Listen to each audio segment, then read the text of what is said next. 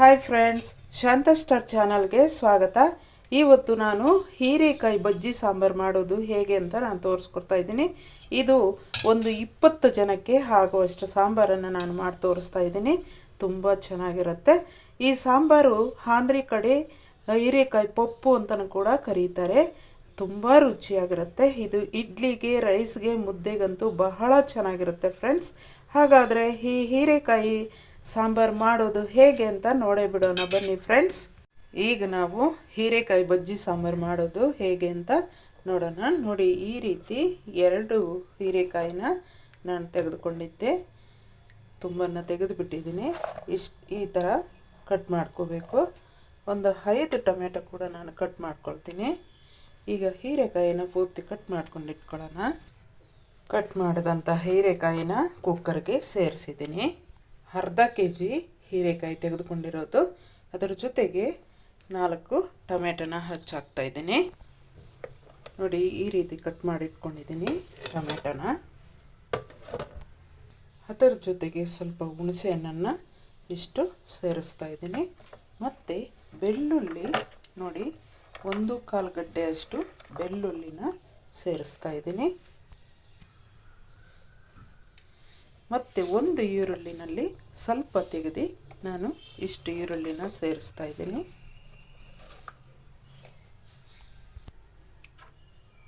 ಸ್ವಲ್ಪ ಅರಿಶಿನ ಪುಡಿನ ಸೇರಿಸ್ತಾ ಇದ್ದೀನಿ. 1/4 ಸ್ಪೂನಷ್ಟು ಜೀರಿಗೆನ ಸೇರಿಸ್ತಾ ಇದ್ದೀನಿ. 1/4 ಸ್ಪೂನಷ್ಟು ಮಿಕ್ಸ್ ಮಸಾಲೆ ಪುಡಿನ ನಾನು ಸೇರಿಸ್ತಾ ಇದ್ದೀನಿ. ಈ ಮಿಕ್ಸ್ ಮಸಾಲೆ ಪುಡಿನ ನಾನು ಮಸಪ್ಪನ ಪುಡಿ ಅಂತ ವಿಡಿಯೋ ನಾನು ಶೇರ್ ಮಾಡಿದ್ದೀನಿ ಈಗಾಗಲೇ. ಅದನ್ನು ನೋಡ್ಕೊಂಡು ಮಾಡ್ಕೋಬೋದು. ಇಲ್ಲಾಂದರೆ ನಿಮ್ಮ ಮನೆಯಲ್ಲಿರುವಂಥ ಯಾವುದೇ ಮಿಕ್ಸ್ ಮಸಾಲೆ ಪುಡಿ ಇದ್ದರೂ ಕೂಡ ಹಾಕ್ಕೋಬೋದು. ಈಗ ನಾನು ಈ ಚಿಕ್ಕ ಸ್ಪೂನಲ್ಲಿ 1/4 ಸ್ಪೂನಷ್ಟು ಖಾರದ ಪುಡಿನ ಸೇರಿಸ್ತಾ ಇದ್ದೀನಿ.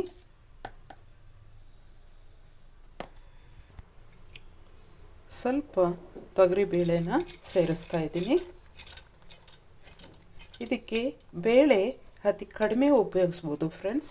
ತುಂಬಾ ಟೇಸ್ಟ್ ಆಗಿರುತ್ತೆ. ಜಾಸ್ತಿ ಉಪಯೋಗಿಸಿದಷ್ಟು ಚೆನ್ನಾಗಿರೋದಿಲ್ಲ. ಈಗ ಈ ಚೆಂಬಲ್ಲಿ 2 ಚೆಂಬು ನೀರನ್ನು ನಾನು ಸೇರಿಸ್ತಾ ಇದ್ದೀನಿ.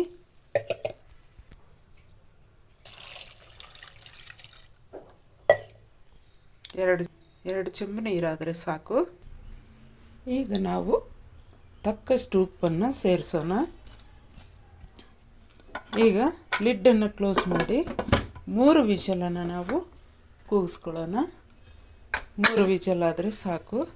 3 ವಿಷಲ್ ಕೂಗಿಸಿ 10 ನಿಮಿಷ ಮೇಲೇ ಆಯಿತು. ಒಂದು 15 ನಿಮಿಷ ಆಗಿರುತ್ತೆ. ಈಗ ನಾವು ತೆಗೆದು ನೋಡೋಣ.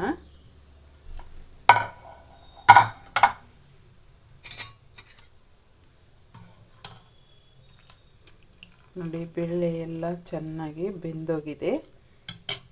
ಈಗ ನಾವು ಈ ನೀರನ್ನೆಲ್ಲ ಒಂದು ಪಾತ್ರೆಗೆ ಬಗ್ಗಿಸ್ಕೊಂಡ್ಬಿಡೋಣ.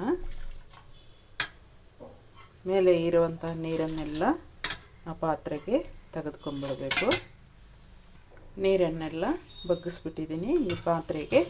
ಈಗ ನಾವು ನೋಡಿ, ಮಸಿಯೋ ಕಡ್ಡಿಯಿಂದ ನಾವು ಮಸಿದ್ಕೊಳ್ಳೋಣ. ಎಲ್ಲ ನೀಟಾಗಿ ನುಣ್ಣಗೆ ಮಸಿದ್ಬಿಡೋಣ.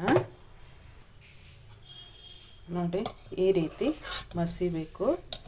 ಚೆನ್ನಾಗಿ ಮಸಿದ ನಂತರ ನಾವು ಈ ನೀರನ್ನು ಸ್ವಲ್ಪ ಸ್ವಲ್ಪ ಸೇರಿಸ್ಕೊಳ್ಳೋಣ. ಸೇರಿಸ್ಕೊಂಡು ಮತ್ತೆ ಮಸಿಬೇಕು. ಒಂದು ಸ್ವಲ್ಪ ಮತ್ತೆ ಮಸಿಯೋಣ. ಮಸಿದಿದ್ದಾಯಿತು ಸಾಂಬಾರು. ನೋಡಿ, ಈಗ ನಾವು ಈ ನೀರನ್ನು ಎಲ್ಲ ಸೇರಿಸೋಣ. ಈ ಸಾಂಬಾರು ತುಂಬಾ ಟೇಸ್ಟಾಗಿರೋದಂತಂದರೆ ರೈಸ್ಗೆ, ಮುದ್ದೆಗೆ ಮತ್ತು ಇಡ್ಲಿಗಂತೂ ಸೂಪರಾಗಿರುತ್ತೆ ಫ್ರೆಂಡ್ಸ್ ಈ ಸಾಂಬಾರು. ಆಯಿತು ಮಸ್ತಿದ್ದೆಲ್ಲನೂ ಕೂಡ. ಈಗ ಒಂದು ಪಾತ್ರೆನ ಇಟ್ಕೊಂಡು ಅದರ ಜೊತೆಗೆ ನಾವೊಂದು 2 ಸ್ಪೂನಷ್ಟು ಆಯಿಲನ್ನು ಸೇರಿಸೋಣ. ಆಯಿಲ್ ಕೂಡ ಜಾಸ್ತಿ ಇಡಿಸಲ್ಲ ಈ ಸಾಂಬಾರಿಗೆ. ಅದಕ್ಕೆ ಒಗ್ಗರಣೆ ಕೊಡಲಿಲ್ಲ ಅಂತಂದ್ರೂ ಕೂಡ ನಡೆಯುತ್ತೆ. ಕುದಿಸಿದರೆ ಸಾಕು. ಸ್ವಲ್ಪ ಸಾಸಿವೆ ಸೇರಿಸ್ತಾ ಇದ್ದೀನಿ. ಅದರ ಜೊತೆಗೆ ಸ್ವಲ್ಪ ಈರುಳ್ಳಿ ಮತ್ತು ಕರಿಬೇವಿನ ಸೊಪ್ಪನ್ನು ಸೇರಿಸ್ತಾ ಇದ್ದೀನಿ.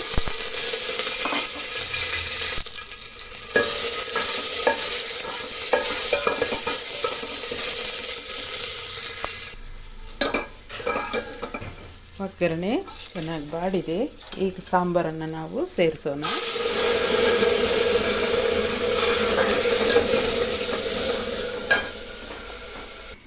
ಈಗ ಸಾಂಬಾರು ಕುದಿ ಬಂದ ಮೇಲೆ ಒಂದು 2 ನಿಮಿಷ ಕುದಿಸೋಣ ಫ್ರೆಂಡ್ಸ್. ಈ ಸಾಂಬಾರು 5 ನಿಮಿಷದಲ್ಲಿ ಆಗುವಂಥ ಸಾಂಬಾರು ಫ್ರೆಂಡ್ಸ್. ಅಷ್ಟು ಬೇಗನೆ ಆಗುತ್ತೆ.